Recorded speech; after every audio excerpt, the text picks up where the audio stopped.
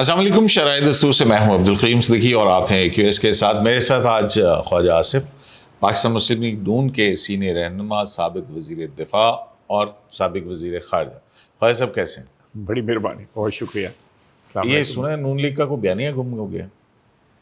نہیں, نون لیگ کا بیانیہ کیوں گم ہونا ہے؟ آپ کیسی باتیں کرتے ہیں؟ سن تو یہی رہے ہیں. آپ لوگوں نے بیانیہ, نواز شریف نے جو ایک بیان دیا ابھی, آپ مانے دینا میاں صاحب کو, تو آپ کو بیانیہ بھی نظر, نواز شریف بھی نظر آئے گا, بیانیہ بھی نظر آئے گا. نہیں تو یہ پھر آپ پہ تنقید کیوں ہو رہی ہے کہ جی آپ بیانیے میں بڑے کمزور لوگ ہیں؟ نہیں, میرا خیال ہے کہ یہ میڈیا, آپ میڈیا کے ایکسپرٹ ہیں, میں تو نہیں ہوں, لیکن میڈیا کو کوئی نہ کوئی چیز چاہیے ہوتی جس کے ارد گرد جو ہے وہ بن سکیں, کوئی سٹوری جو ہے نا وہ اس کو نٹ کر سکیں. تو ایسی کوئی بات نہیں ہے قطعی طور پہ. آج بھی جو جس بیانیے پہ ہم نے 2013 کا الیکشن لڑا تھا کہ دہشت گردی ختم کرنی ہے, مہنگائی ختم کرنی ہے, لوڈ شیڈنگ ختم کرنی ہے, وہی بیانیہ ہے. اور ساتھ ساتھ یہ ضرور بات جو ہے جو ہمیشہ ہم کہتے آئے ہیں کہ جو انسٹیٹیوشنز جو ہے نا وہ آئین اور قانون کے جو ایمبٹ ہے یا اس کا جو دائرہ کار ہے, اس کے جو بھی ڈیفائنڈ ہے اس کے رائے کم کریں. بالکل ہر چیز کا سلوشن اس میں موجود ہے. خواجہ صاحب, پاکستان کی سیاست کو زیادہ نقصان عدلیہ نے پہنچایا یا فوج نے؟ میرا خیال ہے یہ ایک کولیکٹیو جو ہے نا ہمارا جو اشرافیہ ہے, جس کے 4-5 کمپوننٹس ہیں, جس میں جو دو تو آپ نے بتا دیا ہے کہ فوج ہے اور عدلیہ ہے, تیسرا سیاستدان ہے, پارلیمنٹ جس کو کہہ لیں, ہماری تو انسٹیٹیوشن وہی ہے. پھر بیوروکریسی ہے جو ایک بڑا امپورٹنٹ کمپوننٹ جو آپ جس کو فرگیٹ کر رہے ہیں. پھر یہ پچھلے 20-25 سال سے جو ہے, خصوصاً پچھلے 10-15 سال سے میڈیا جو ہے نا ایک بڑا ویزیبل کمپوننٹ جو ہے نا ہماری جو رولنگ ایلیٹ ہے اس کا بن گیا ہوا ہے. تیسرا جو ہے پانچواں جو ہے وہ بگ بزنس ہے. اس لیے آپ کسی کے ذمے یہ ڈال نہیں سکتے. اگر فوج آتی رہی ہے تو فوج کے ساتھ سیاستدان بھی تو شامل ہوتے رہے ہیں نا, وہ بھی تو اس واردات کے اندر جو ہے اگر آپ کہہ سکتے ہیں سیکنڈ فیڈل نہیں تو کم فرسٹ نہیں تو سیکنڈ فیڈل تو ضرور رہے ہیں اس میں, چاہے وہ 58 تھی یا جنرل ضیاء کا تھا یا جنرل یحییٰ کا تھا. اسی طرح عدلیہ جو ہے, ان تمام چیزیں جو آئین کے حساب سے حرام تھی ان کو حلال کرتی رہی, ان کو جائز قرار دیتی رہی, وہ بھی اس جرم میں شریک ہوتے رہے. اور بیوروکریسی جو ہے وہ یس سر کہہ کے ہر جائز ناجائز, کسی زمانے میں وہ جائز ناجائز چیزوں کو رجسٹ کرتے تھے, انہوں نے بھی رجسٹ کرنا شروع کر دیا. بہتی گنگا چلو ہم بھی اس میں نہا لیتے ہیں. تو میں نہیں سمجھتا کہ کسی ایک اس کو جو جز ہے ہماری رولنگ ایلیٹ کا, ہماری حکمران اشرافیہ کو, آپ اس کو بلیم کر سکتے ہیں. اس ملک کے تمام مسائل جو ہے ٹھیک ہو سکتے ہیں اگر یہ 4-5 جو کمپوننٹس ہیں پاور سٹرکچر کے, یہ جو ہے مل کے کام کریں, بجائے اس کے کہ یہ ان کا کراس پرپز نہیں ہونا چاہیے, ان کے مفادات میں ٹکراؤ نہیں ہونا چاہیے, ان کے مفادات جو ہے مشترک ہونے چاہیے. اچھا, یہ مل کے کام کرنے والی کیا کہانی ہے؟ مطلب آئین نے ڈیفائن کیا ہوا ہے کس طرح کام کیا جا سکتا ہے. ہم دیکھتے ہیں نا ایڈوانسمنٹ ہے نا, پہلے نیشنل سیکیورٹی کونسل کے اندر آنا, آپ یاد ہے آپ کی سیاسی جماعت کا پہلا پھڈا جو ہے وہ اس وجہ سے پڑا تھا. بالکل صحیح ہے, ٹھیک ہے. پھر اس کے بعد نیشنل سیکیورٹی کونسل بھی بن گئی, اور اب جو ہے ایک اکانومی, زراعت اور ہر چیز جو ہے, تو where is the civilian government? Security کے بھی کمپوننٹس جو ہے نا وہ اب صرف یہ نہیں رہے کہ آپ نے سرحدوں کی حفاظت کرنی ہے اور آپ نے جو ہے وہ دشمنوں کے ساتھ جنگ لڑنی ہے, دہشت گردوں کے ساتھ, ہندوستان کے ساتھ یا کسی اور تھریٹ کو جو ہے. اب جو ہے میرا خیال ہے اکنامک سیکیورٹی جو ہے وہ جیوگرافیکل سیکیورٹی سے بھی بہت زیادہ امپورٹنٹ ہو گئی ہوئی ہے. تو آپ کے یہاں پہ آج سے نہیں ہے, 2-3-4 سال سے 5 سال سے نہیں ہے, فوج جو ہے مختلف کاروبار میں جو ہے وہ کر رہی ہے, فوجی فاؤنڈیشن کے ذریعے, اور NLC ہے. NLC جو ہے 1977 میں اس کا وجود آیا تھا جب انہوں نے گندم امپورٹ کی تھی اور اس کو ٹرانسپورٹ کرنا تھا. پھر ایف ڈبلیو آ گیا. اس طرح بہت سے جو ہیں.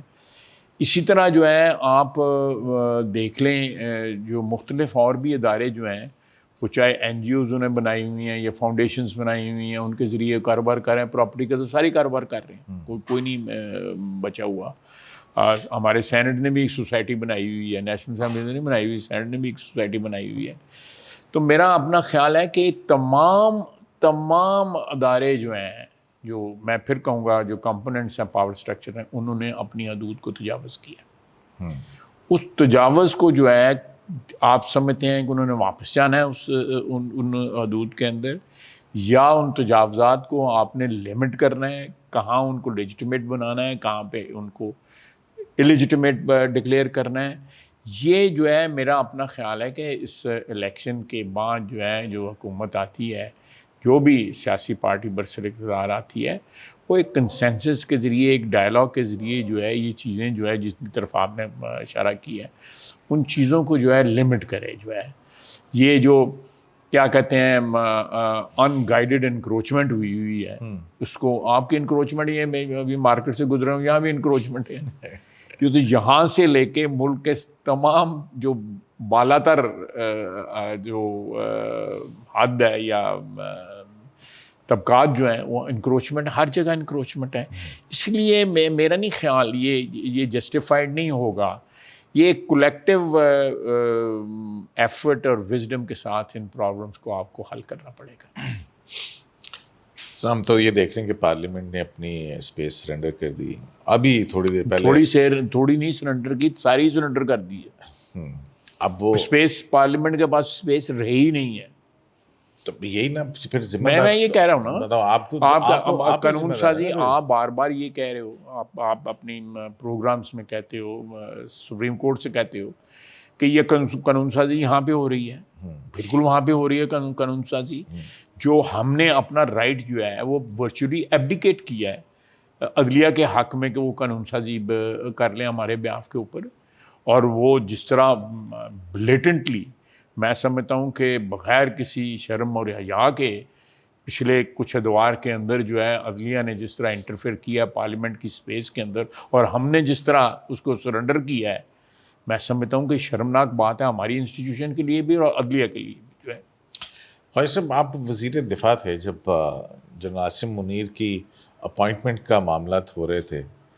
وہ کیا ہوا تھا ایسا کہ میاں صاحب, چھوٹے میاں صاحب شہباز صاحب جو ہیں وہ لنڈن میں رک گئے تھے؟ کوئی بہت ساری لوگ کہتے ہیں اس دوران میں نومبر سمرینی جب آ رہی تھی پچھلے سال نومبر, نہیں کوئی ایسی بات نہیں ہوئی تھی. لیکن وہ 10-15 دن جو تھے آپ کہہ سکتے ہیں 9-10 نومبر سے لے کے 23-24 نومبر تک. وہ سمری نہیں آ رہی تھی, سمری نہیں آ رہی تھی. نہیں سمری کا بڑا میں آپ کو بتاؤں اس سمری کا, کیونکہ میں ہینڈل کر رہا تھا اس معاملے. آپ کو پتا تھا ویسے؟ بالکل پتا تھا, 100% پتا تھا, بالکل 100% پتا تھا. میرا خیال ہے ڈیفینس منسٹر کا جو تھوڑا بہت کام ہوتا ہے 3 سال کے بعد یہی ہوتا ہے جس جب اپوائنٹمنٹ کا وقت آتا ہے. اور پرانے زمانے میں تو جب جنرل رحیل نے اپوائنٹ ہوئے تو جس دن انہوں نے اپوائنٹ ہوا تو اس دن میں ڈیفینس منسٹر بنا تھا. اور that was the first document جو میں نے, فرسٹ سمری جو میں نے جو انیشیل کی تھی وہ ان کی اپوائنٹمنٹ کی تھی. لیکن فیصلہ جو ہے وہ آبویسلی اس سے پہلے جو ہے وہ پرائم منسٹر کی کا اختیار تھا, ان کا پریروگیٹو تھا, انہوں نے کر دیا ہوا تھا. اس دفعہ جو ہے نا آپ تھوڑا سا اس کی جو پس منظر ہے وہ ضرور اس کو اکاؤنٹ فار کریں کہ جو پریویس 3 سال جو گزرے ہوئے تھے, یا 5 سال گزرے ہوئے, 6 سال گزر گئے, ان 6 سال میں جو ہے جو ایک آپ کہہ سکتے ہیں joint venture between Imran Khan and Pindi جو سٹارٹ ہوا 2018 میں, اس کی جڑیں اتنی گہری ہو چکی ہوئی تھیں کہ یہ پہلی دفعہ, یعنی میں نے 3 اپوائنٹمنٹس میری اس میں دوران ہوئی ہیں, جنرل رحیل کی ہوئی ہے, جنرل باجوہ کی ہوئی ہے, اور اب جنرل عاصم منیر کی ہوئی ہے. ان دونوں اپوائنٹمنٹس میں آخری 2-3 دن 4 دن جو ہے کوئی مشورہ وغیرہ ہوتا تھا اور آرام دے نال جڑا ہے کم روٹین میٹر سی لیکن ایتھے تھے اس کی وجہ تھی. اس کی وجہ صدیقی صاحب آپ کو تھوڑا سا آپ مجھ سے بہت زیادہ سمجھتے ہیں اس چیز کو. اس کی وجہ یہ تھی کہ جو وہ جوائنٹ وینچر تھا فوج کا جو یا اسٹیبلشمنٹ کا کہہ لیں, establishment is a better word, establishment کا اور سویلین حکومت کا جو 2017 میں انہوں نے پروجیکٹ لانچ کیا, اس کو پروجیکٹ کو کمپلیٹ کیا, عمران خان صاحب وزیر اعظم بنے, اس دوران ان کا انگریس جو ہے یا انکروچمنٹ اتنی زیادہ بڑھ گئی کہ وہ سمجھتے تھے کہ اب یہ بھی ہمارا حق ہے کہ اپوائنٹمنٹ جو ہے وہ میری مرضی کے ساتھ ہو. اچھا باجوہ صاحب یہ کہ میں اکتوبر سے سٹارٹ کروں گا, جو 1 سال پہلے سے جو سٹارٹ کروں گا, جہاں سے یہ اختلافات جو ہے وہ سٹارٹ ہوئے, میں ادھر سے سٹارٹ کروں گا. انہوں نے پرائم منسٹر نے کہا کہ یہ میں جنرل فیض صاحب کو ایکسٹینشن دینا چاہتا ہوں یا ان کے 3-4-5 مہینے اور گزار لیں as D G I S I, اس کے بعد جو ہے نئے ڈی جی آئی ایس آئی آ جائیں. آپ کو یہ سارے قصے کا پتہ ہے, میں اس کی ڈیٹیل میں نہیں جانا چاہتا. ادھر سے یہ سلسلہ سٹارٹ ہوا کہ یہ میں کی اپوائنٹمنٹ سے شروع ہوا, یہ موجود جی نہیں اس طرح سٹارٹ ہوا کہ اکتوبر سے یہ مسئلہ سٹارٹ ہوا جو آپ نے کہا ہے, ادھر سے یہ سٹارٹ ہوا. لیکن نظر کہاں تھی, آبجیکٹو جو تھا وہ آنے والی نومبر تھی. آپ میری بات سے ایگری کریں گا, آنے والی نومبر تھی کہ اس کی تیاری اکتوبر 1 سال پہلے سے سٹارٹ کر دی گئی تاکہ جو بھی ذہن میں ان کا ایک ٹارگٹ تھا کہ بھی ہم نے آنے والے نومبر میں یہ کرنا ہے, اس کی تیاری ابھی سے شروع کر لیں. کہ ایک بندہ پلیس کر دیا جائے ایک ایسی چیز جگہ کے اوپر کہ تاکہ نومبر میں آٹومیٹیکلی وہ بندہ جو ہے وہ ٹیک اوور کر. مطلب general Faiz D G I S I تھے, ان کی جو توسیع کی بات ہو رہی تھی جو عمران خان صاحب کر رہے تھے اور جنرل باجوہ کے ساتھ, بالکل ٹھیک ہے. آپ یہ کہہ رہے ہیں یہ اکتوبر ادھر سے سٹارٹ ہوگی, سب شروع ہو گیا. اب آ جاتا ہے اکتوبر نومبر, یہ پچھلے سال کا جو اکتوبر نومبر آتا ہے, یعنی رولا جو ہے وہ پڑ گیا, جو ہے ایک بلٹ اپ جو ہو رہا تھا 1 سال سے, اس کی تاریخ جو ہے قریب آ گئی. 5 نام جو تھے آپ کو بھی جانتے تھے, میں بھی جانتا تھا, سارا پاکستان جانتا تھا. میں سمجھتا ہوں کہ یہ باتیں پبلک ریلم میں یا پبلک فورمز پہ ڈسکس نہیں ہونی چاہیے. جو ہے ایک ہماری ایک انسٹیٹیوشن ہے, اس کی ایک سینکٹٹی ہے, ان اپوائنٹمنٹس کی وہ سینکٹٹی جو ہے وہ اسی ریلم میں یا اسی جو ہے پلیٹ فارم پہ ہونی چاہیے. اس کو میڈیا یا اس کا نہیں بنے, ماضی میں کبھی ہوا نہیں ہے, کبھی بھی نہیں ہوا. جنرل ریڈ کی اپوائنٹمنٹ ہوئی, جنرل کیانی کی اپوائنٹمنٹ ہوئی, تھوڑی بہت ادھر ادھر. امپورٹنٹ تو ہمیشہ ہوتی ہے, نہیں امپورٹنٹ, لیکن اس طرح جس طرح یہ رولا بنا اس طرح اس کا 10% بھی جو ہے نہیں پہلے ہوتا تھا. تو ادھر آ کے جب 5 بندوں کی گئی سمری, جو اپرنٹ سمری تو ابھی نہیں تیار ہوئی تھی, سمری تو تقریباً میرا اپنا خیال ہے کہ 17-18 کے قریب یہ پروسیس سٹارٹ ہوا سمری کا, اور یہ 21-22 کے قریب سے سمری نے منسٹری میں منسٹری آنے اور منسٹری سے آگے آنے, یہ ایک تقریباً طے ہوئی تھی بات. جو ہے جو آپ نے شروع میں بات کی ہے, میں اس کو تھوڑی سی تصحیح کر رہا ہوں. تو جو لوگ پچھلے 6 سال سے بیٹھے ہوئے تھے, ان کا خیال تھا کہ یہ اپوائنٹمنٹ جو ہے نا, اس کے اوپر جو ہے نا ہماری مرضی جو ہے نا وہ ضرور شامل ہونی چاہیے, بس بلکہ ان کی مرضی جو ہے وہ اوور رائڈ کریں سویلین حکومت کو. تو باجوہ صاحب کا کیا پسندیدہ کون تھا؟ میں اس دیکھیں وہ باتیں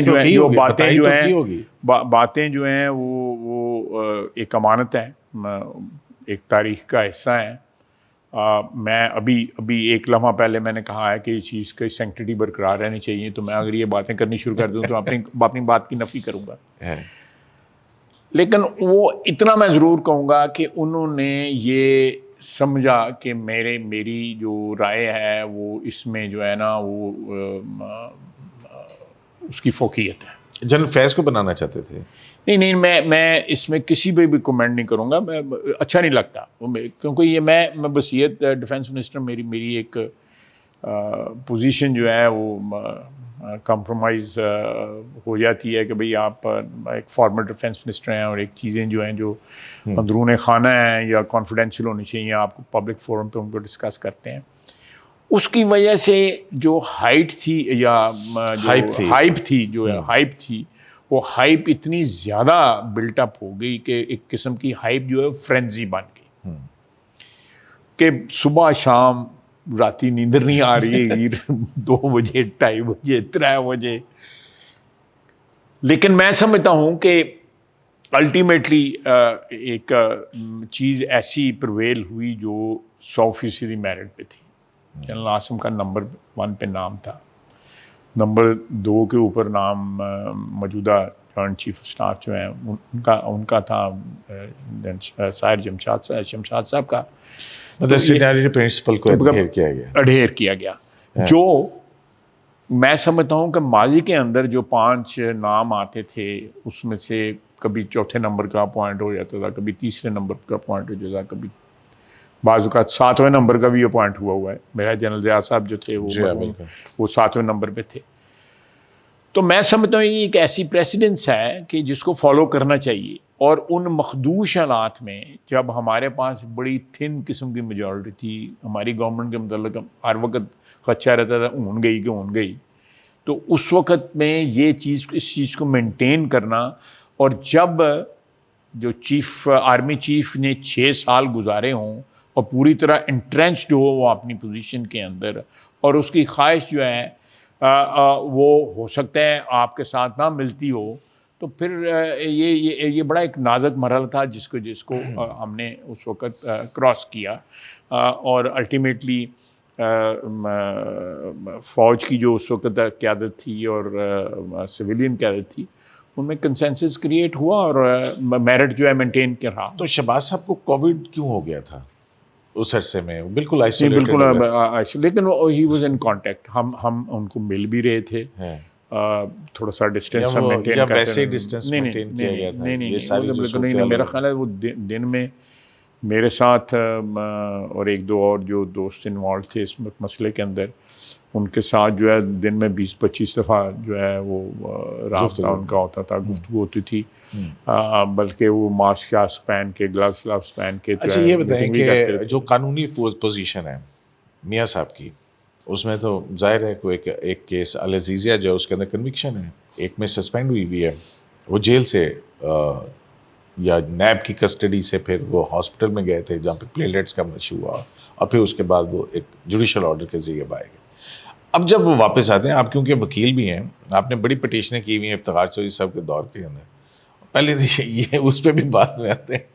تو یہ جو ہے کیا قانونی صورتحال بنی ہے، کیا اسٹریٹجی ہے؟ دیکھیں میں صاحب آ کے جیل میں جائیں گے جیسے پہلے آئے تھے جولائی میں؟ میں کمنٹ اس پہ نہیں کروں گا 2018 کہ جو کیا ہونے والا ہے اس پہ کمنٹ نہیں کروں گا. لیکن 2018 میں میاں نواز شریف نے آ کے ایک پریسیڈنس کریٹ کی کہ 100% ان کو پتا تھا کہ میں نے آ کے گرفتار ہونا ہے. کنوکشن ہو گئی تھی، گرفتار ہونا ہے. اور میں بیٹی کے ساتھ وہ شخص یہاں پہ آیا، گرفتار ہوا، الیکشن تھے، بیمار بیوی کو چھوڑ کے آیا.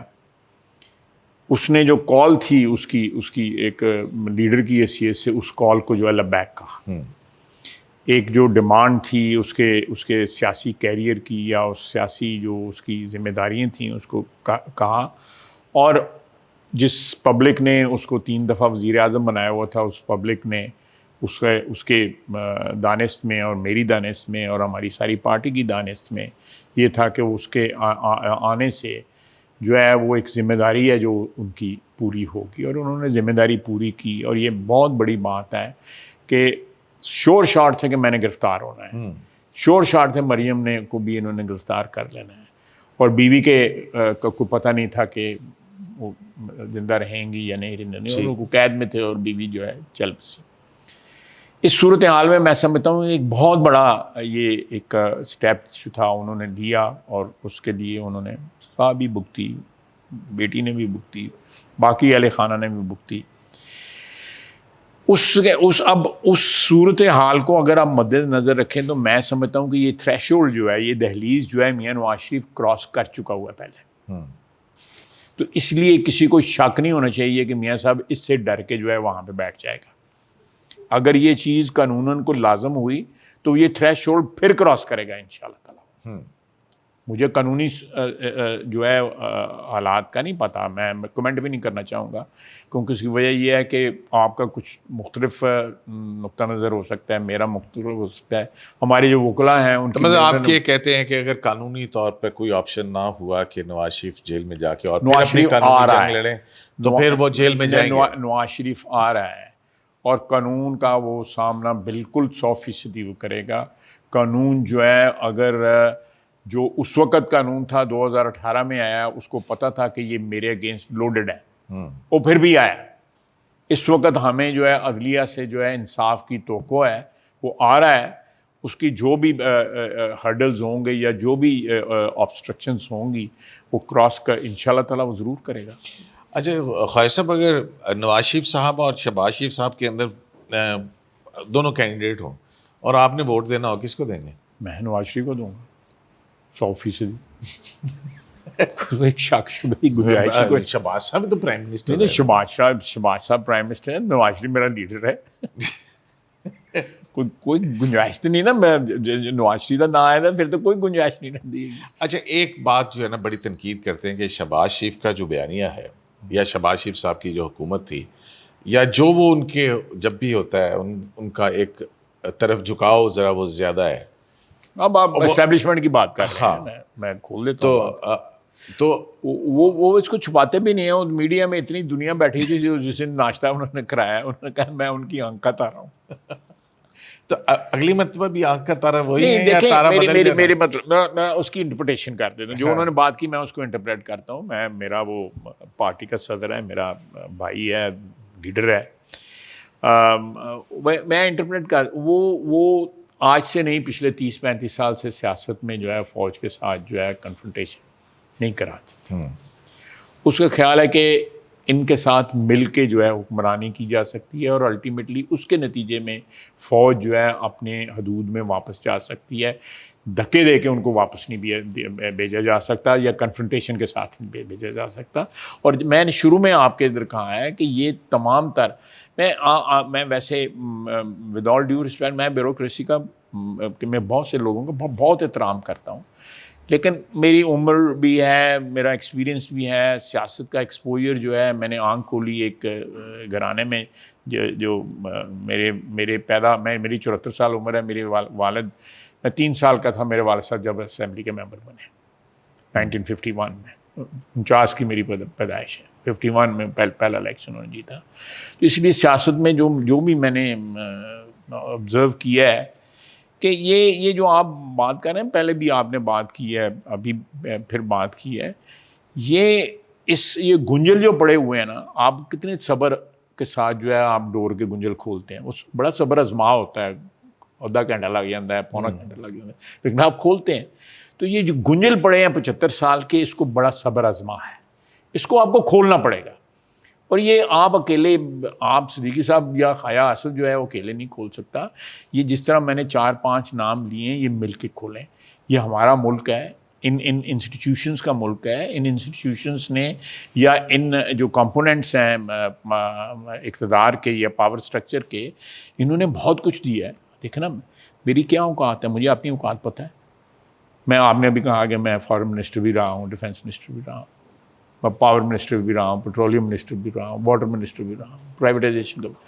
تو یہ ساری چیزیں جو ہیں مجھے پتہ میری اوقات نہیں تھی، لیکن اس ملک نے دیا، اس وطن نے دیا، میرے ووٹروں نے مجھے دیا.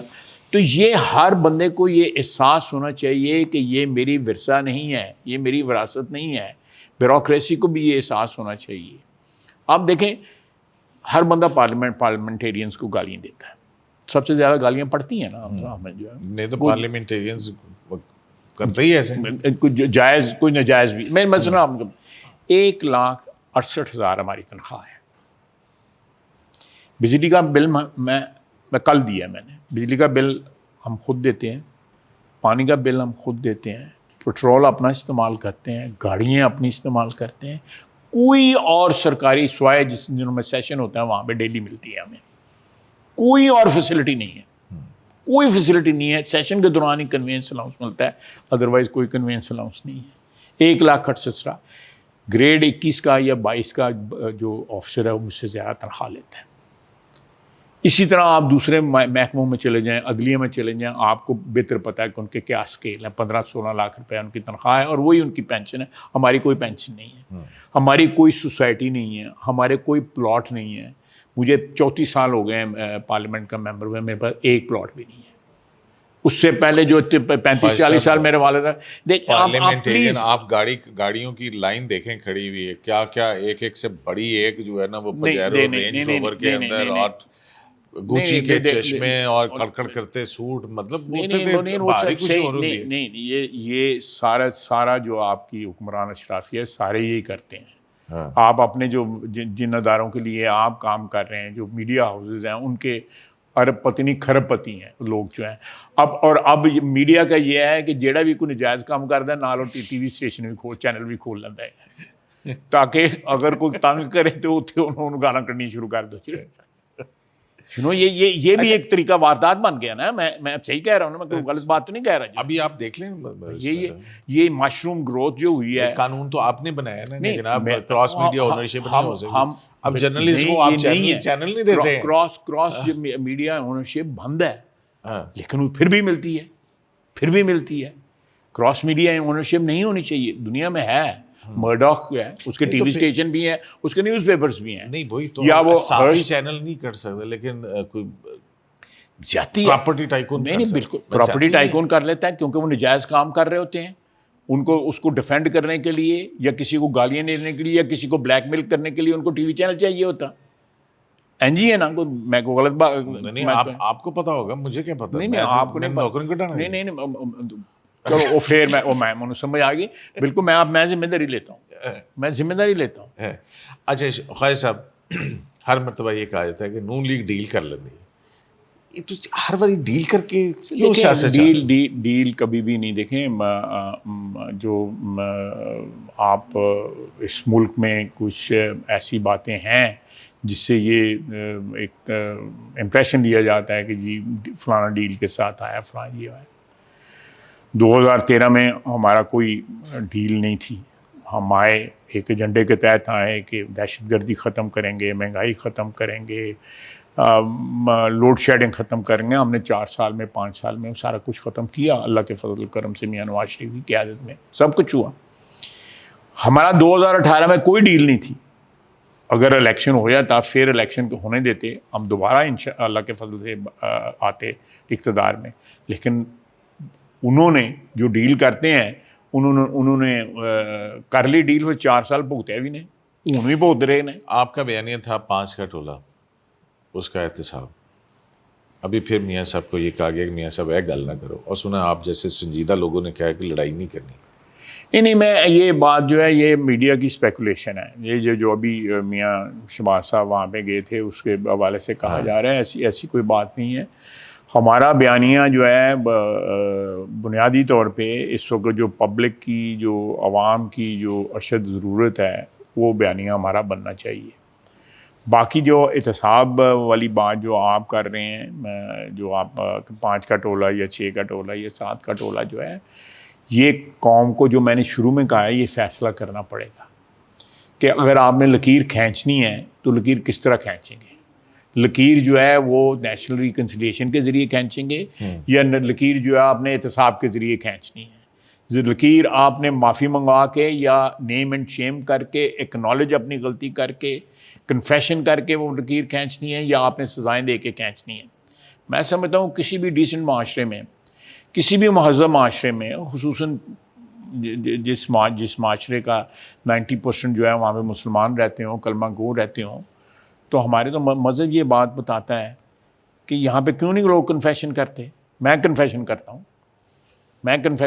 आज क्या सबसे बड़ा कन्फेशन क्या करते हैं? मैं कन्फेशन जो है, मेरा मतलब अगर आप पॉइंट आउट करेंगे कि तुमने ये हरकत की थी, मैं या तो उसको कंटेस्ट करूँगा या कन्फेस करूँगा। मैं एक प्रिंसिपल की बात कर रहा हूँ।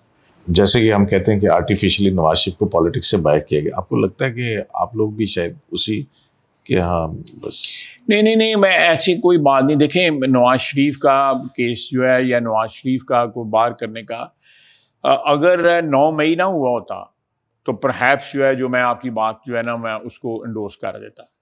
لیکن 9 مئی کو صدیقی صاحب اس ریاست کو چیلنج کیا گیا ہے, اس کی دفاع کو چیلنج کیا گیا ہے. میرا نہیں خیال کہ کوئی بھی پاکستانی جو ہے اس قسم کی حرکت کرتا جو 9 مئی کو ہوتے, کوئی بھی پاکستانی. ہم نے فوج کی مخالفت کی ہوئی ہے, میں نے ذاتی طور پہ کی ہوئی ہے, اسمبلی کے فلور پہ کی ہوئی ہے. فوجی حکمران تھا اس وقت جس وقت میں نے وہاں پر تقریریں کی ہوئی ہیں, میں ایڈمٹ کرتا ہوں تقریریں کی ہیں.